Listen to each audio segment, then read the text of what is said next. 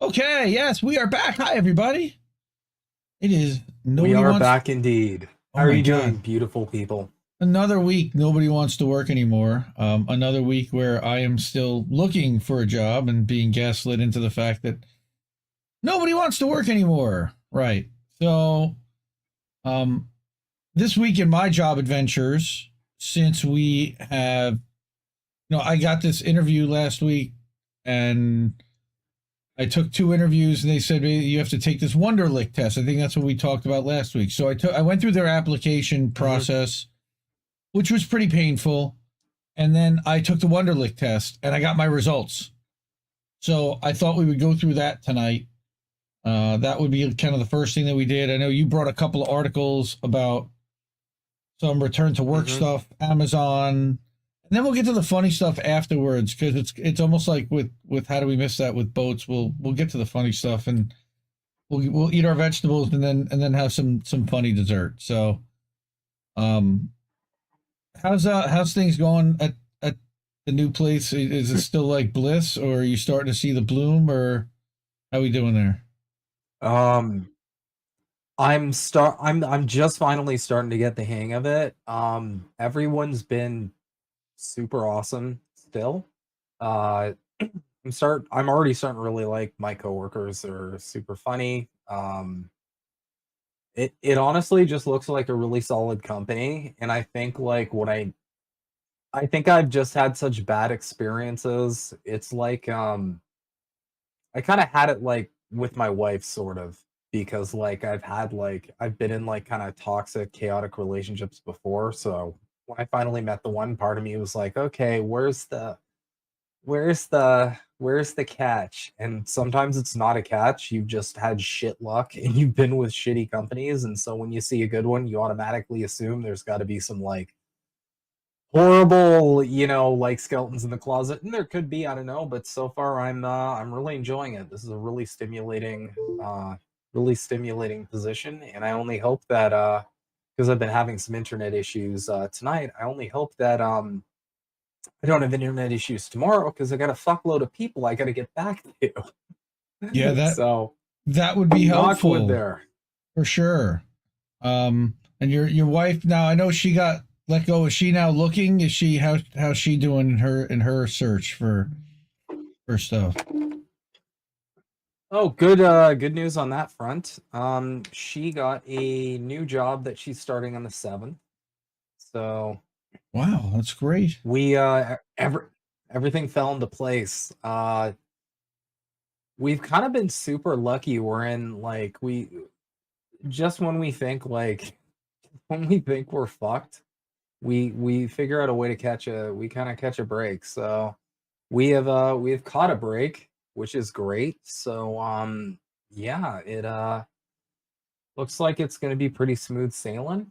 All right. She's been having some time off, which I get that she's kind of bored here and there, but I think in a sense she also needed it because she's been, busting her ass over the last couple of years. So yeah, we're looks like things are good until society completely collapses and the bombs fall. That is. So I'll just enjoy it until then and stock up on bottle caps. Right? Damn it. All right. So like I said, I got to take the Wonderlic test, and the Wonderlic test, I just for everyone, I did a lookup to find a website that explains what this is and how they're using it on the job. I had only heard of it in sports because they make quarterbacks take this test. And famously, Wonderlic. Tom Brady got a very high Wonderlic score, and I think it was like I'll bet. Vince Young was the quarterback. He got like the lowest. I think he got like an 8. And people like were then he's like, oh, I didn't take it seriously. Michael Vick also got a low score, and like it says, Wonderlic is a company that provides pre-employment testing to help employers identify top talent and build outstanding teams. Right. So if you're asking what is it, it's a well-known assessment trusted by many employers to evaluate the cognitive ability of potential or current employees. Educational institutions, the military does this also. So The results are widely known to be one of the best predictors of job performance, which I thought was interesting, right? And there's three or four different kinds of Wonderlic tests. You can take a practice one. There's websites that teach you how to beat it, whatever. I didn't take any of that. I just went in and I went for it. So this article would tell you all you needed to know. This probably would have been helpful to find before I took my test, but of course I found it in prepping for it tonight. So this was more to explain to everybody else what this was that I went through, the exercise. All right. I think I went through a 30-question test, not a 50-question exam. And what's on it?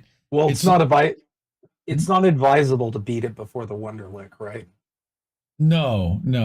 But it's verbal and numerical. It's reasoning and then general knowledge. All right. Is it proctored? Not really. Mine wasn't. It was just timed. All right. And then now they're saying this is not an assessment you should approach unprepared. I did. And it's interesting. I'm guessing that, see the NFL, you see that they named it there. And there's three different kinds that or multiple. I took, I believe, this one. No, I'm sorry. It was the 12-minute 50 cognitive question test, the WPTR. It might even be this basic skills test, but I think it's the second one, the cognitive questions. Or it could be the, okay. No, and then they have the final one, the Wonderlic Select, and I think that's the one that I ended up taking, which is the combination of all these things together and lets them, tells you cognitive ability, gives you math, gives you English, gives you a bunch of different stuff. So this is from a JobTestPrep site. Are the questions hard? They give you some examples of what some of the questions look like.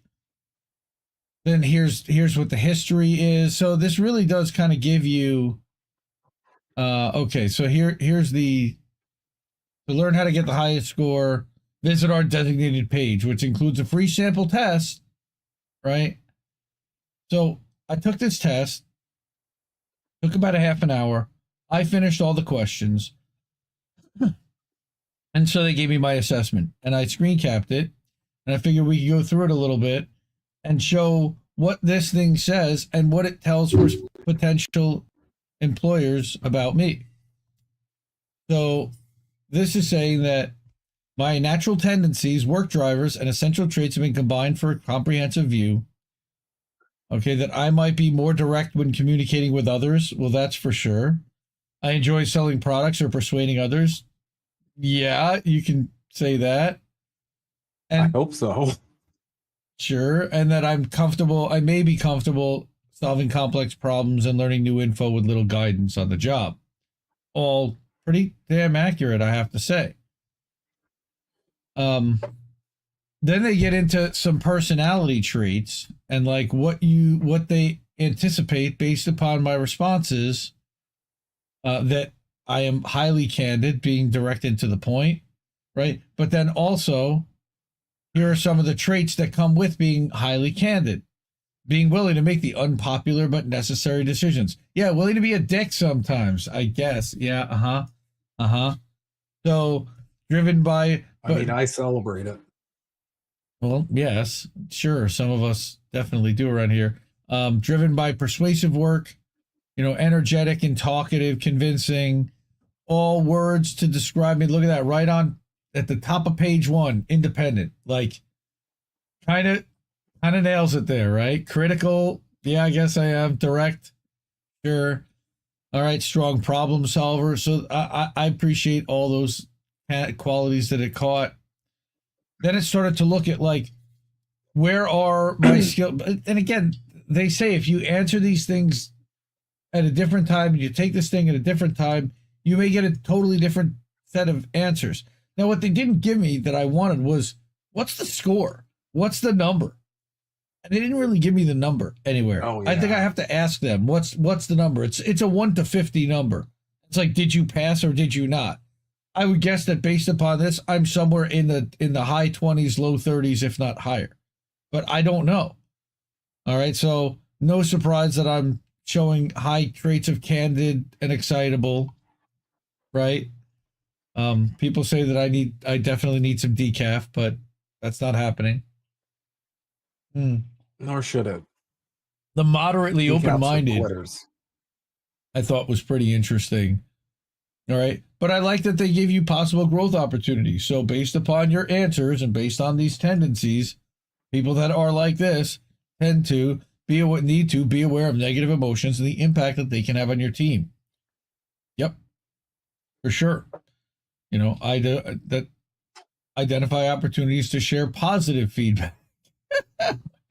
I think they're saying that I'm a little bit negative. Spend time evaluating if a suggestion idea is practical. Well, that's really funny because Reef says all the time that I'm like Bert in a way, like Bert Kreischer, that like I'm kind of impulsive. Ooh, I like this idea and just start doing it without really planning out where it's going to go and how and completely. But I'm starting something cool and then we figure it out. But the highly excitable things are, for sure, I think that's very accurate. And then spontaneous also, which is why I do what I do. Yes, again, they caught that, but moderately reserved.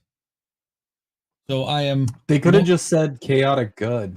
Would have been a better, you know? Well, it just means that I'm flexible and like less structured environments. I can be productive, more relaxed and casual pace, but still delivering. And then what's interesting is this: introverted, private, and modest, because there really is a duality there. And somehow this test figured out and picked that up. Because I am, look, you don't see my face. I'm a little bit reserved. I'm moderately reserved. I've got stuff to say. I enjoy my privacy more than others. And definitely like to speak in smaller settings. So I would say that this did a pretty good job of accurately assessing. Now, this is where I think that if anything, if I were a prospective employee, I might get a little worried, especially in somebody looking at a sales job. Account executive. The top three are great, but the bottom three, and being where they are, not so great. And again, I'm just looking at this honestly and trying to figure out. Now, part of this is there are no failures necessarily, but what it means is that certain roles, certain jobs are better tailored towards the personalities, and with people with the kind of personalities I have are more geared to success in those roles. So, like they're saying here are the type of roles that are driven by persuasive work that succeed. Right? I'd be interested to see you take this test and see where you stood on these. Right? Yeah, I'll take the lick me test or whatever. The super lick. It's a Wonderlic. It's the Wonderlic. But interested in clerical work. Well, sort of, but database administrator maybe, but not the rest of it. Creative work. Yeah, sure. And then here's where it gets a little squirrely. Uninterested in hands-on work. Now, this, I feel attacked. I am not the most hands-on physical person, but I can get stuff done if I need to, but not driven by a job that requires me to. But what's really weird, understand how system objects and products function? No, that I disagree with. But manual kind of work, not so much. Sure. As, permanent all day. I definitely am more cut out for office executive, account executive, sales roles than for physical labor, mostly because my body's kind of beat up at this point at my age. So, but yeah, I might not be driven by jobs that manage your own workload. That's not true. See, I don't think that they got this part right, because I have been very successful at doing some of the things that they're talking about. Uninterested in roles that are teaching or caring for others. I don't really agree with that assessment either. But if I were a prospective employer and I were handed a test result that looked like this, Am I going to call that person to be my account executive? I don't know. It's been 3 days. I haven't gotten one. Yeah. I So, mean, if it were me, I would kind of look for some semblance of balance, though, right? Because you don't want someone like too far in like the like extrovert direction. You don't want someone too far in there because it might get to the point where that might actually serve as a detriment. right. You know, the best salespeople I've known have been remarkably patient. They've been very, you know, and some modesty goes a long way as well, especially considering it's a role where sometimes, you know, you have to put your own ego to the side and kind of make it completely about someone else. Um, I would look for a balance, to be completely honest. I wouldn't look at like the super hyper aggressive, like, you know, used car dealership guy or, you know, the Ari Gold, so to speak. See, but that's what Although I I'm think sure this Ari, says about me is that kind of looks like it kind of presents me almost as like an Ari Gold. All right. I'm a strong, but this is the final assessment. But what it's saying here in the uninterested in service work, uninterested in analytical work, and in hands-on work, that's like I don't really like the connotation. But look, not everything is perfect. You know, these tests are not 100% accurate. I'm going to have a chance to meet with the person, hopefully to at least have a conversation about this. Be like, yeah, I took a look and it's interesting, but I had some areas where I didn't necessarily agree with it, and it didn't really come off reflecting correctly. But hopefully, I I get mean, that to be opportunity. fair, if I mean to be fair, if a hiring manager reads this and their takeaway is this guy reminds me of an Ari Gold, that's probably not a bad thing anyway. Yeah, Probably gonna be like, we got to get him an assistant that he abuses 24/7. Lloyd. But yeah, might not be a bad thing. Oh my Lloyd. god. Oh, Yeah, that show was legendary for a little while. that's I cool mean, though. it doesn't hold I'll, up I'll, very well in yeah. 2023. I don't know if you've watched like an episode of Entourage. The misogyny's off Oh, the I've seen all charts. of it. Oh, I All of watched it, it. dude. I used to love it, and now it's just like, oh, it's so cringe. Oh my god, how, Well, how? it's not just cringe, but it's like you just like, I don't know.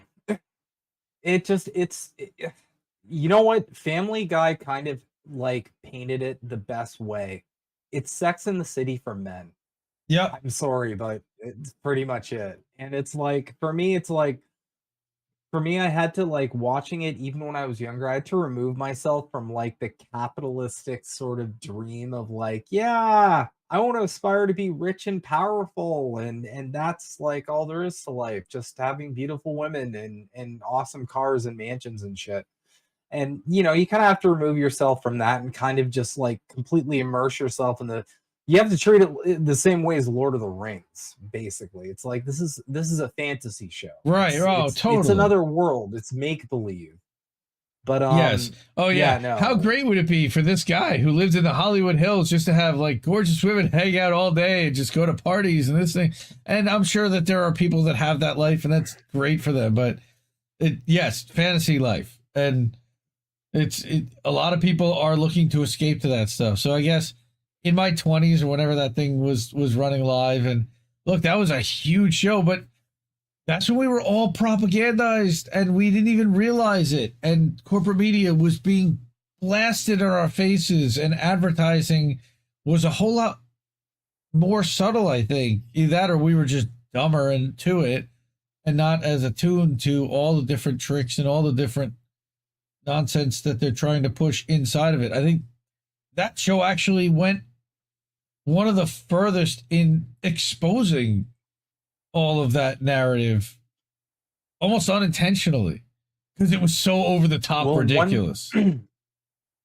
one thing that I will say is that one thing I did notice, and I believe Ari Gold made a direct quote at one point in the show where he's like, I'm miserable, that's why I'm rich. All the people who are the most successful and richest and most famous, they're all fucking unhappy in that show.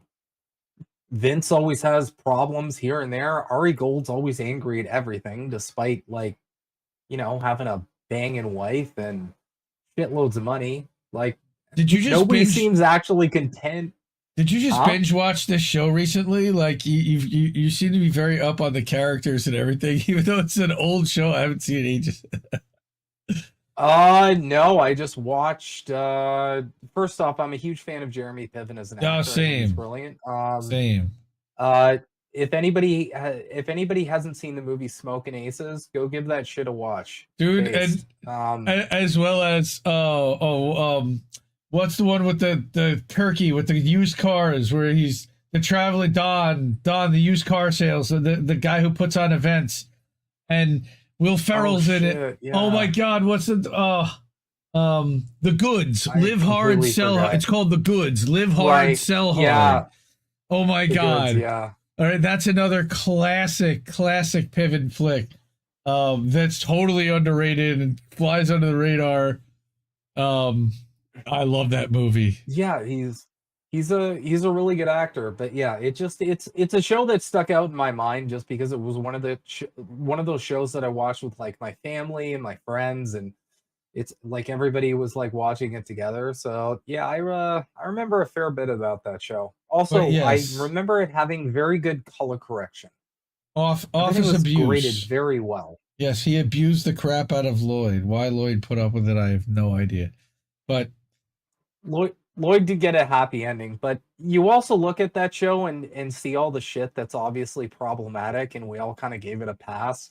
Like Ari's, first off, he's obviously racist. He's being racist to everybody on the show. And everyone's like, "Oh, that's so funny." And looking back, it's like, wow, it's kind of fucked up.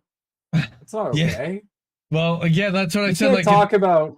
watch it in 2023, and you just be like, ooh, yeah. A lot of the times, it's just, It's like, did he just make an internment joke towards an Asian person? That's not cool at all.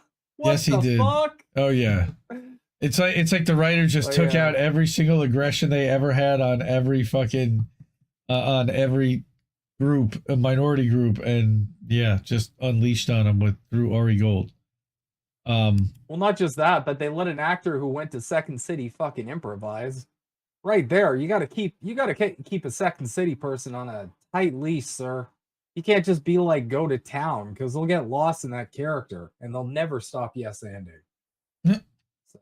So I wanna start getting to a couple articles here. All right. So you brought a couple. This one came from Forbes, and I'm gonna give everyone a trick because Forbes puts their stuff behind a paywall. But if you use the website 12ft.io, 12foot.io, you can get past the paywall, and they might block out Andy Jassy's face, which is actually a bonus, not a negative. All right. But this is a Fortune article entitled, and you sent this today, Amazon managers given the green light to fire employees who won't work from the office 3 days a week. So I just like to make a little note to everybody who was like, back when I first stood out against vaccine mandates back in the day and said that, like, I don't really think this is okay. And everybody jumped down my throat, and I basically gave the explanation of like, well, if we don't stand out against this now, they're gonna start doing it for other shit. Everybody can give me an apology because yeah, we gave the okie doke, and now they're fucking mandating coming into the office or you're fired. Like, so Fortune magazine, all right, in new guidelines for managers seen by Insider, Amazon granted leaders more freedom to take disciplinary action against staffers who failed to turn up in person at least 3 days a week. You know what? I want to go real quick before we do this. Where's the one? It's this one. 2020. Yeah, this one. The evolution of working from home, because I think this is appropriate for what we want to do right now, and then we can read this article because I think in the context it might work. Let me just restart and let it go. Safety are our number one priorities. So given all that's happening in the world, we've decided to go fully remote, which means you can expense whatever you need to be productive while working from home. It has become abundantly clear that remote work is working. This is the most productive this company has ever been, so we are happy to announce that we are officially rolling out the work from anywhere policy. The world is changing, we're gonna keep changing with it. We did not mean you could work from the Mediterranean, or you could work from the Caribbean, or you could work from some remote beach anywhere. There are rules, okay? So moving forward, we are transitioning into a hybrid work from home policy. That means depending on your function, you are expected and required to be in the office 1 to 3 days a week. Did you guys really think working from home was gonna last forever? If you did, then I seriously question your judgment. We just renewed the lease on a beautiful office space. It's gonna be great. See you there. See you there. AI Your health replaces and us safety all. are our number one priorities. So give Oh, I missed that in the beginning. Your health and safety. So, See, to me, the AI replaces us all is like, that's actually very optimistic, because I would have put in something like, we're all dead because of nuclear hellfire. right. Or, Right. Office is gone in a fiery blaze. Yes. But we're now all drafted. in that context, we've got Amazon managers who given the green light to fire employees who won't show up in the office 3 days a week. Right? So the updates instructed managers to have a private conversation with any employees that don't meet the minimum in-office requirements. These discussions should be documented in a follow-up email. So they're going to HR them out effectively. If they continue to ignore the in-office rules after these preliminary meetings, they should schedule another meeting with the staffer where they could take disciplinary actions, including letting them go. Oh man. I would like to, if you are an Amazon employee or you know an Amazon employee, I'd like to talk to you. I would like to talk to someone who actually has to live under these rules and let them, and I'll put your thing behind a screen like this, like I do. I'll let it be anonymous, but I want to know, like, why? Why would you do this? Why would you? Why, right? Well, yes, but there's other jobs. There's other companies. Oh, man. Like, really? It doesn't pay that much more than any other gig that will give you the flexibility, number one. Number two, you got Amazon on your resume now. So, therefore, you go to any one of a ton of smaller companies that just because you have Amazon on your resume, they'll look to hire you. So, what are you doing? What are you doing? Well, just my take, but I think it's probably because capitalists are fucking stupid. Because if they weren't stupid, they wouldn't be capitalists. So. I don't know. I guess. The conversation. No, but like, what really drives me insane about this? Sorry, I will try not to go on a rant here. What drives me insane about this whole like back and forth about remote fucking work is that these clowns are so out of touch. They don't realize why everybody's choosing to work from home. In case y'all didn't get the fucking memo, it's because everybody's moving out of the cities because they can't afford rent anymore. So if you want people to come back into the office, pretty easy solution, offer them a boatload more money so they can fucking pay rent in the city. Otherwise, go kick rocks. Seriously? Because that's why everybody's choosing the work from home option. It's economic. There's no other reason other than economy. Suddenly you can save money on commuting. It's you time can save too. Money on any. It's also the time. The 2 hours a day in commuting back and forth into a city from as far out as you now need to move from a city to be able to afford anything, or take public transportation. At minimum an hour a day to get into a city.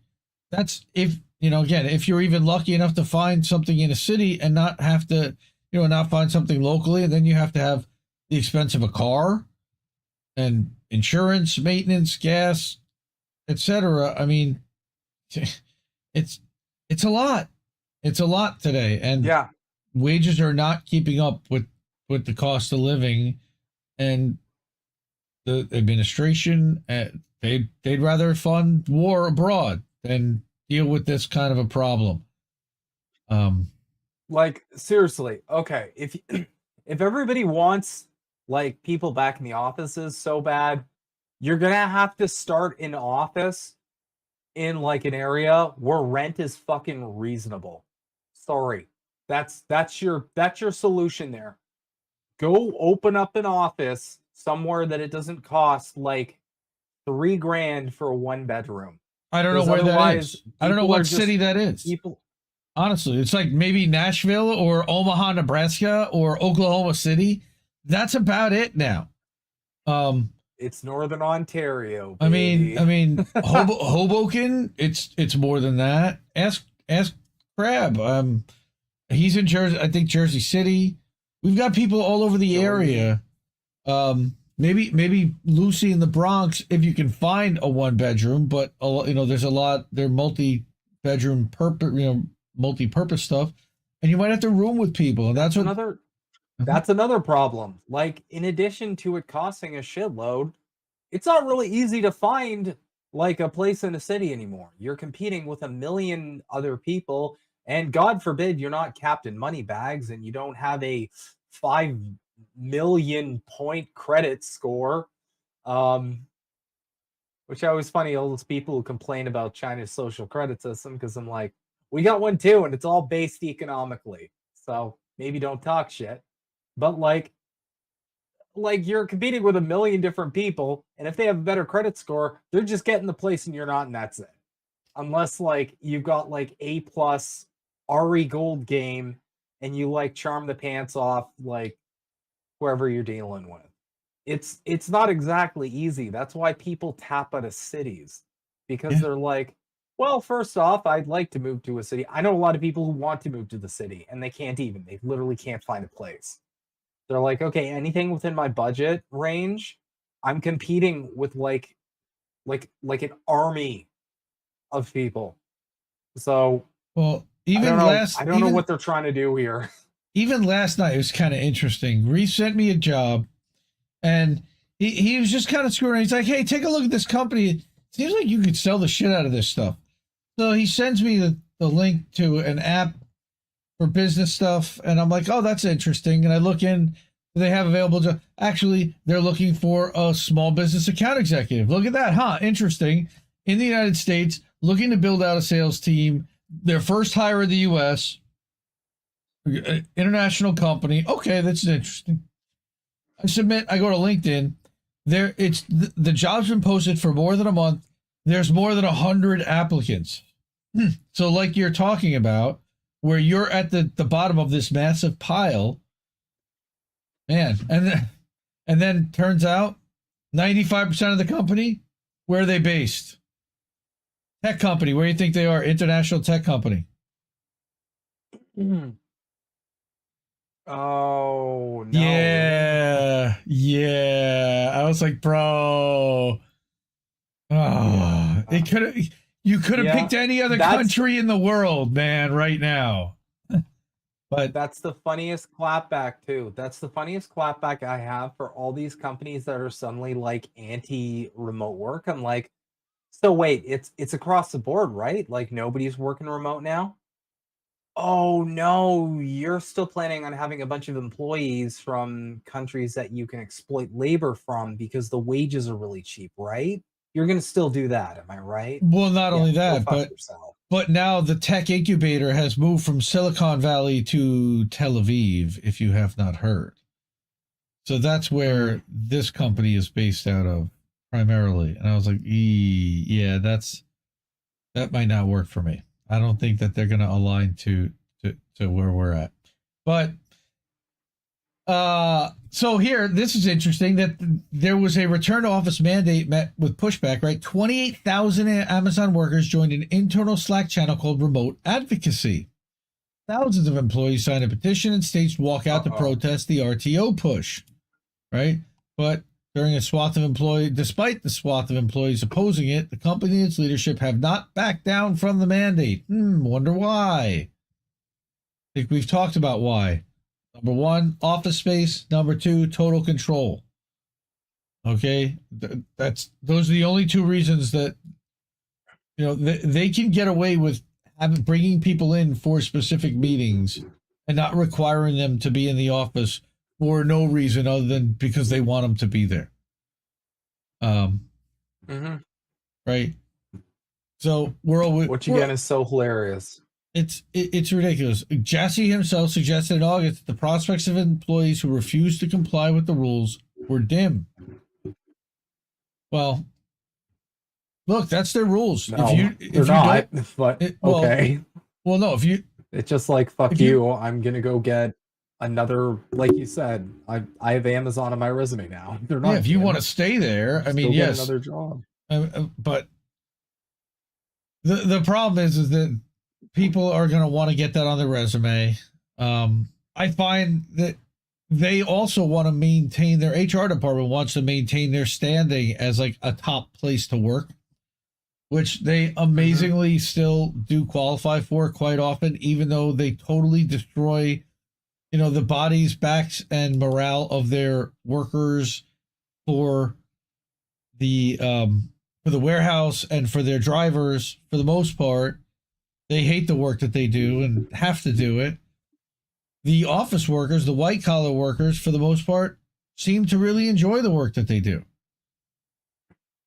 I don't really hear a lot of complaints out of people who work in an office for Amazon other than stuff like this about return to office, which is rich people problems in a way. Yes, it sucks, but it's not like, $17 an hour versus $21 an hour, and you're fighting for scraps of $4 an hour that's still going to be below slave before any wage that you can actually afford to live and be comfortable and have a decent life, where you can go on vacations with your family and do all the things that these executives enjoy the privilege of doing all the time. Then their attitude is, well, you should have schooled and studied harder and completely ignoring all of the disadvantages and the entire way that the system is rigged.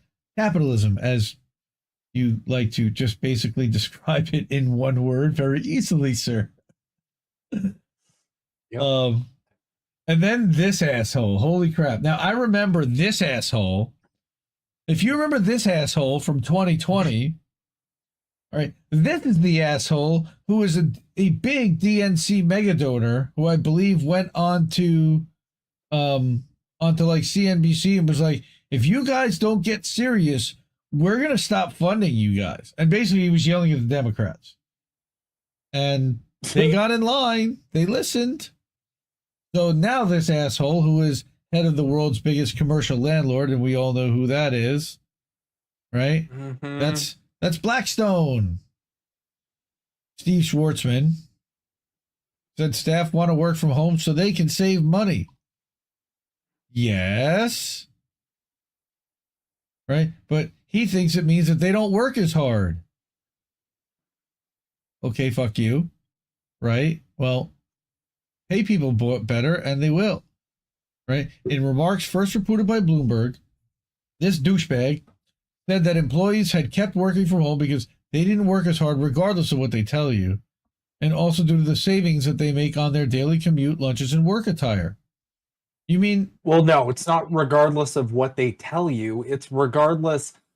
This should say, regardless of all of the available data and studies we've conducted on this, which state that people who work from home are actually more productive.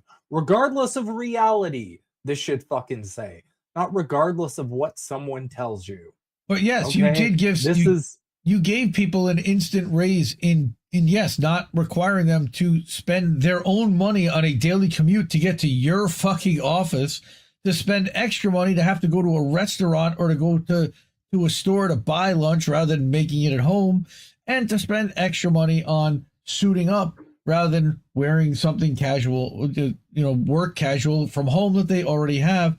So you have a problem with the fact, first of all, asshole, that you gave these people a raise for 3 years, and now that they want to take it away without further compensating them. Yeah, sorry, as my Canadian friend likes to say. Yeah. Continuing vacancies in office buildings in the U.S. were a direct result of the rise in remote working since the COVID pandemic. He's saying the quiet part out loud. And it was likely firms would cut back on space once their current leases come to an end. Oh, that's too bad. And we can't have that now, can we? No, God forbid. The commercial properties. Won't someone think of the commercial properties? Right? He said some of those properties were not survivable as economic entities, but that newer office buildings were proving resilient while demand for real estate such as warehouses was on the increase. Interesting. Older office build. Why are these towns green lighting new office buildings to be built when there are vacancies in the existing buildings? I would put this on them. Or I would require that vacant buildings, if they have put in an ordinance, if it's been vacant for X amount of time, you've got to knock it down and sell the property or build something else and make it more viable for town use. There's got to be a way to do that. You've got also David Solomon. Of course, he's not a nice guy, we know, from Goldman Sachs, CEO. Same panel also said that his company's workers had returned to work office in recent months, and he described it as an aberration that needed to be corrected as soon as possible. I think we talked about that. And they're now pre-pandemic operating. Now, the truth is pre-pandemic, I was an out-of-office, fully remote worker. But it seems they even want to get rid of that. It seems that now, that's unacceptable to them. And that's what's driving me crazy, is even when they're saying the work is remote, it's in territory where they want you in the office hybrid. It was revealed earlier this month. Nearly 2/3 of bosses believe workers will return to the office 5 days a week in the next 3 years, dude. Okay, and this is Guardian. All right, I'm not a big fan of Guardian. They can lean left sometimes. Sometimes they're just mouthpieces for the bosses. Here, despite widespread adoption of hybrid working by most office-based employers since the pandemic, KPMG survey found, now that's of CEO Outlook, 64% of leaders globally and 63% in the UK predicted a full return to in-office by 2026. So really this, hey guys, by 2023, did you really expect that it was going to last forever? If you did, then I seriously question you. That's really where we are right now. And here's a nice little middle finger to the dickhead that runs Amazon, Jeff Bezos. But it's unfortunate to the people who work there. I sent this over. He decided to try to take on trucking and turn trucking into like an Amazon type, an Uberification of commercial freight and trucking. So you have all these trucks and you have small companies that don't necessarily need to move a truckload. So this is small partial truckloads. I think he was trying to compete with Yellow. And you saw that Yellow just went out recently. So now they've gotten rid of everyone. And they had an app. They had won hundreds of millions of dollars in backing from tech players like Jeff Bezos and Bill Gates. The CEO would stay on to manage this wind-up transition. So they basically lit a couple of $100 million on fire to try to make a just-in-time trucking app. With 500 people. And everybody lost their jobs. So there's that. All right. Convoy had told customers that all shipments have been canceled from our marketplace. I read somewhere that they had like a couple of contract gigs with some pharmacy companies or something. They aim to bypass those traditional brokers, which work deals by phone, with machine learning and automation, and an app that would allow carriers with cargoes to find truckers with empty trailers. I mean, you think about it, in theory, it's a good idea. But think about the average trucker trying to list that he has availability. But according to this, they had, by late last year, 400,000 trucks and a roster of shippers, including Home Depot, Procter & Gamble, Unilever, and Anheuser-Busch. So they basically got outsourced access to all of these trucks that were sitting idle. So when they weren't in use, they could be outsourced by Convoy, right? By someone that needed a delivery from XYZ, from here to there. And they had people plugged in all over the country. Look at this. $928 million in equity and venture debt. Lit on fire, $1 billion. Meh.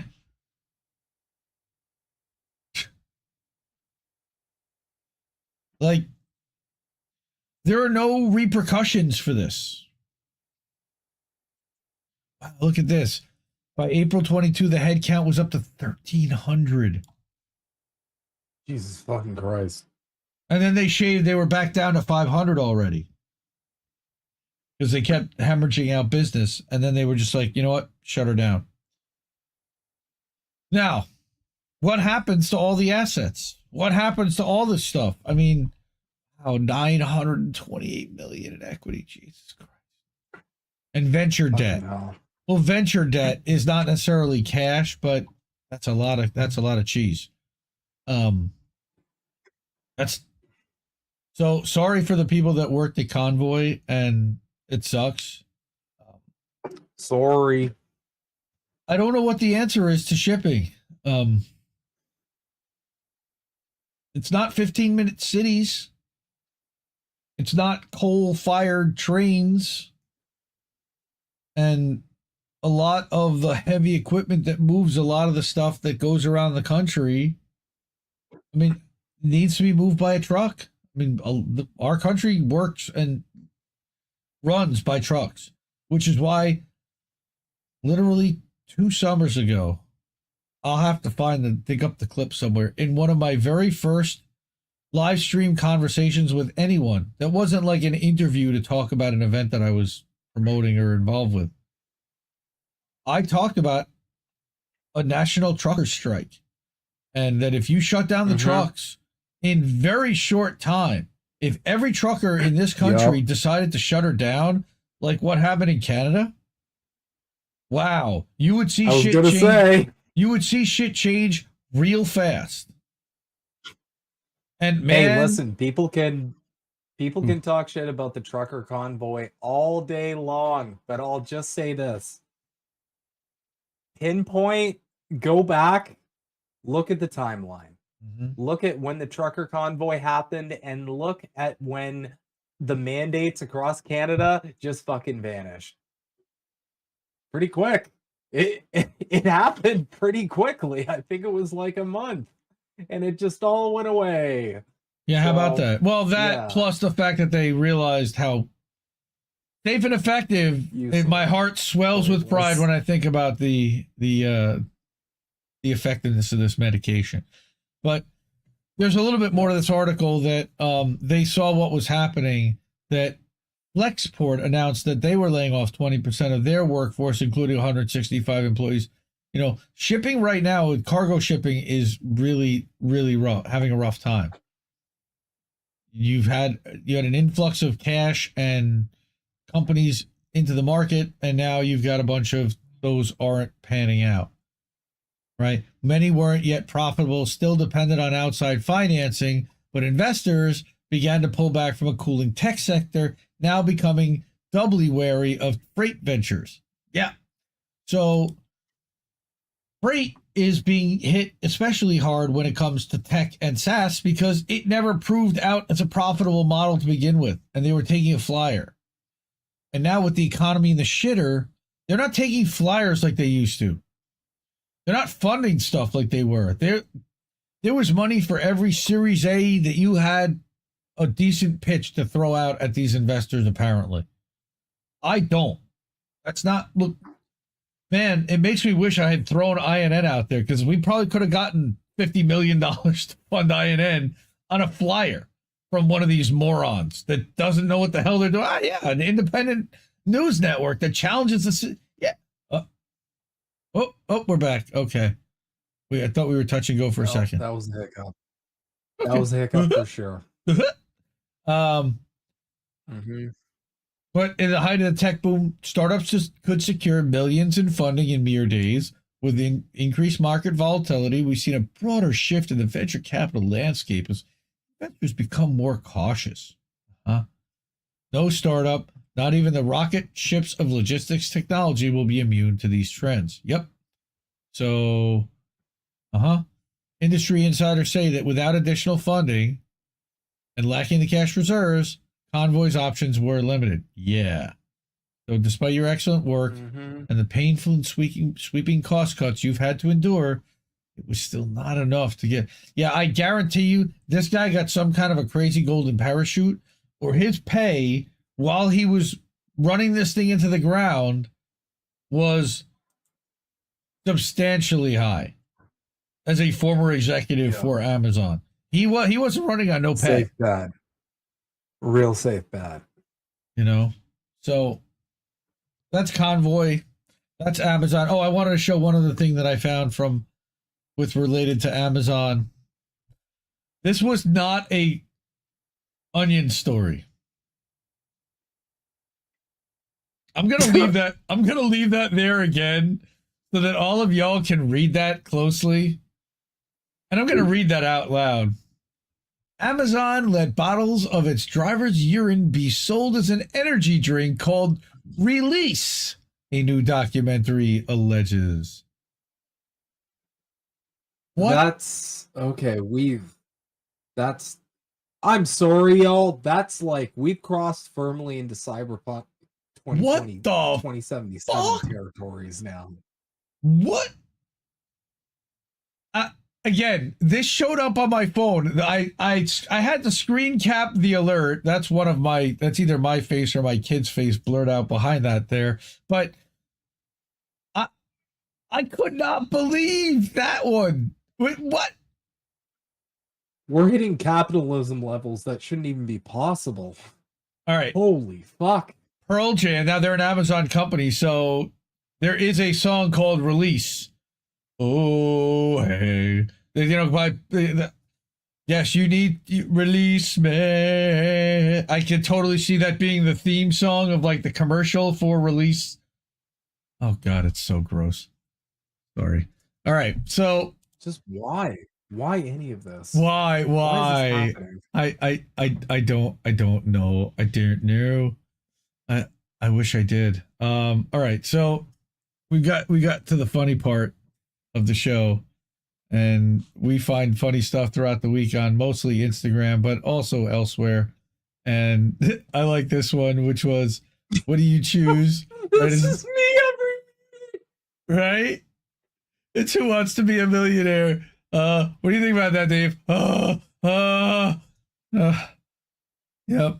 Sorry, can you repeat? I like the sorry, can you repeat? That usually works. I'm sorry, my headphone fell out at the moment. What was that? And then there's this one. 8 out of 10.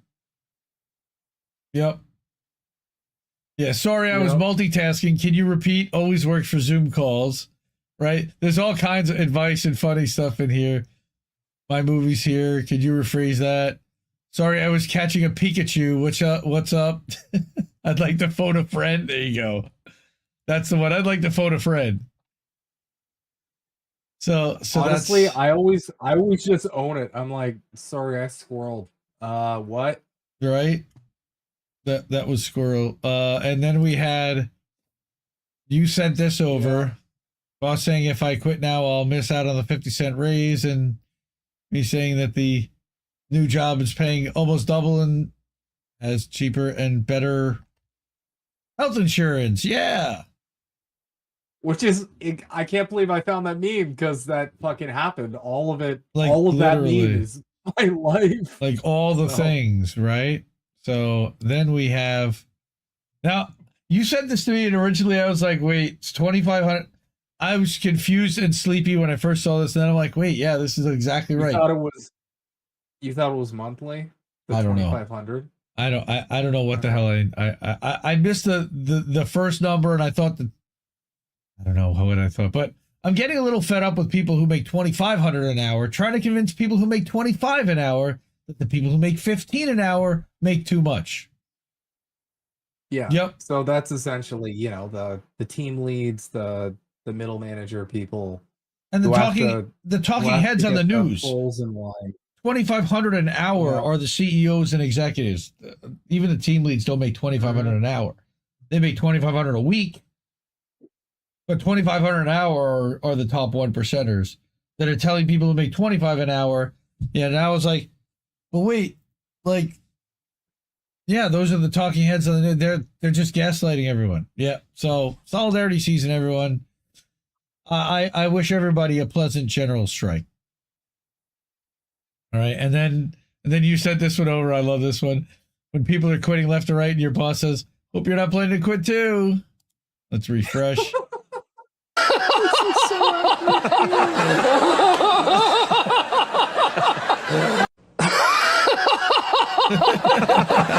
Bro, classic. My last company even made a comment about that, and it was right after I had accepted the new role.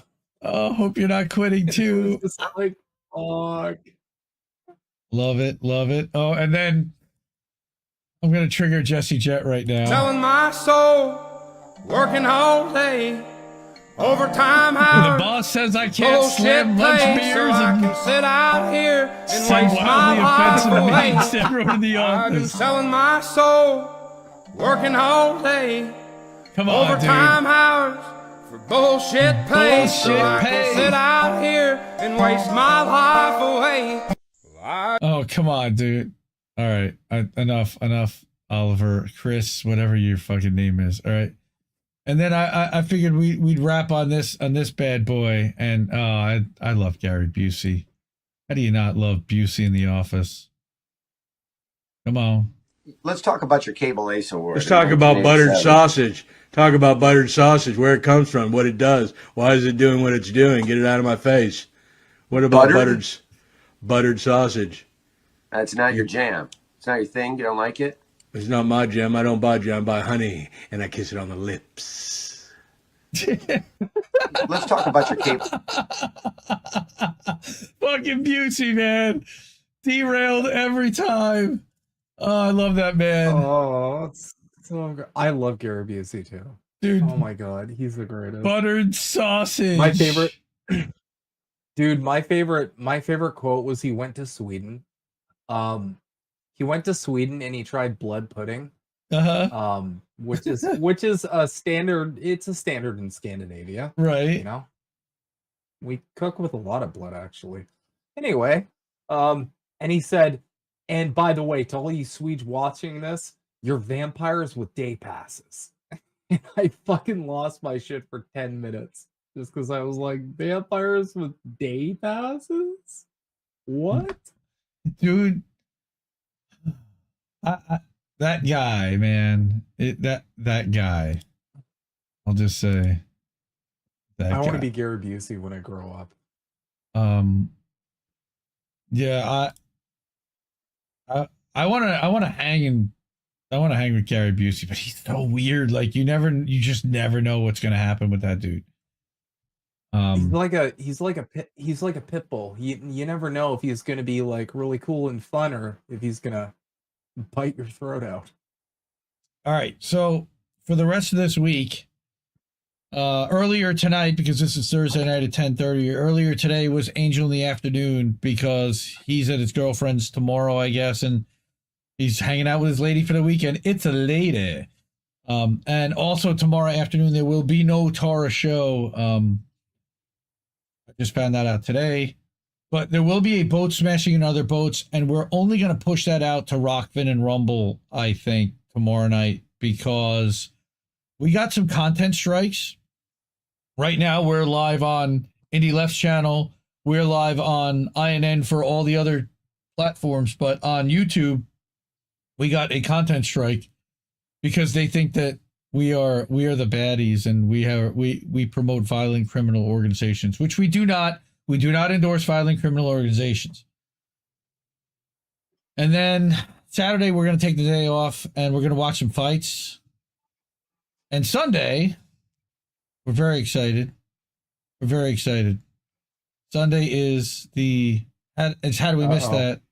And we're going, it's Halloween, but I'm not dressing up. I think Reef may get into costume. We'll see.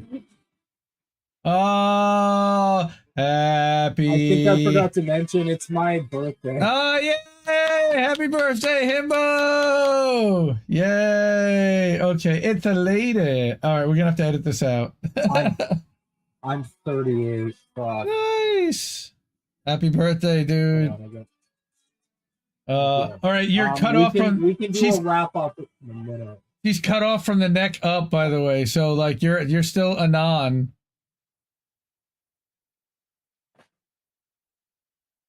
Yay! Happy birthday, dude. All right. It's all good. Fuck, I'm 38 now. I am ancient, dude. What happened? Yeah. God damn it. So Sunday night.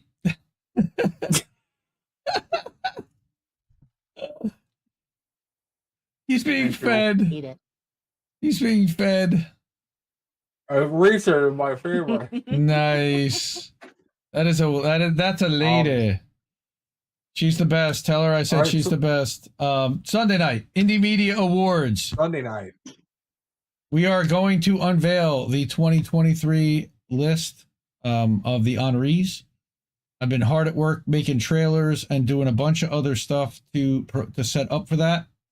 And we have our list. We're ready to go. And we're going to share that with the world and get a whole new class of independent journalists, a whole bunch of new independent outlets and live streamers. We're going to add a new category this year. I announced that on my Substack the other day. So if you go to Indie Media Today or indiemediaawards.substack.com, I didn't share it there. I should, but I should go to Indie Media Today.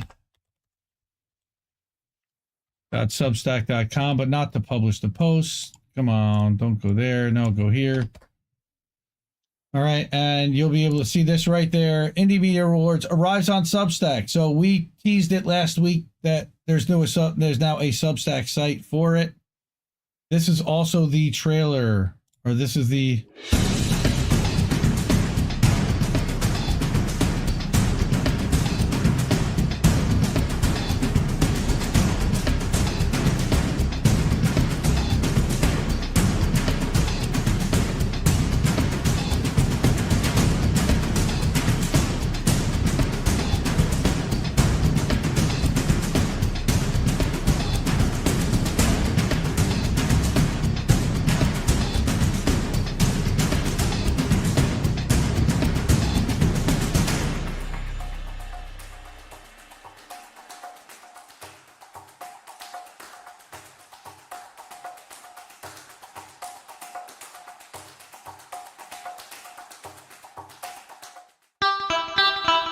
Very excited about that. Who are these people? Then there was a segment that Reef and I had done from Sunday night about it, so that I included also. But yeah, you can go to the indiemediatoday.substack.com, check out all the links to where you can find the stream live on Sunday night, as well as the link to sign up for the Substack. So when all of the honorees are updated and we publish out all 31 of the new ones for 2023, you'll get them delivered to your inbox. I don't know if I want to do that. Like, I don't want to flood people's inboxes with 31 emails in a day. It'll annoy the crap. And I might just publish them without emailing to everyone and send one email out to be like, all right, the list is out. Everything's out. Go get it. I think that's probably how we're going to do it. So, yeah, that was great. So for tonight, and as always, I like this, Reeve had a good idea that I've been for years saying to keep questioning everyone's motivations, and we should, but the better message for me is support independent media. Mm-hmm. And that's from now on, whenever I sign off somewhere, you're going to hear me going forward just to be like, all right, this is Indy saying support independent media. That's it. That's what we need more than ever. And this is Snow Himbo saying, support your fellow proletariat. And happy birthday, That's also Himbo! what we need more than ever. Thank you. Yes. Thank you. I'm going to go get my walker now. Yes. Your AARP card. Oh, no, you're not American, so you can't even... Do you have like something like that? Yeah, it's called euthanasia up here in Canada. Oh, God.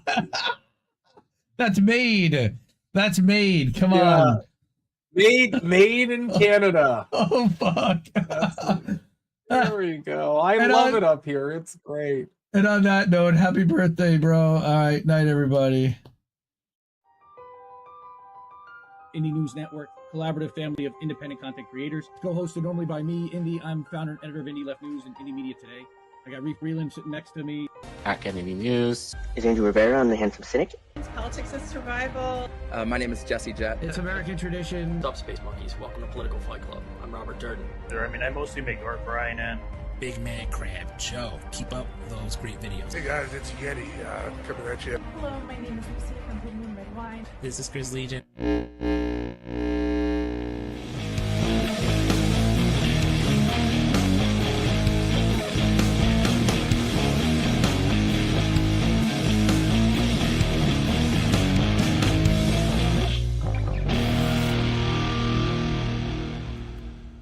Keep fighting that good fight out there, guys. I'll talk to you later. Who are these people?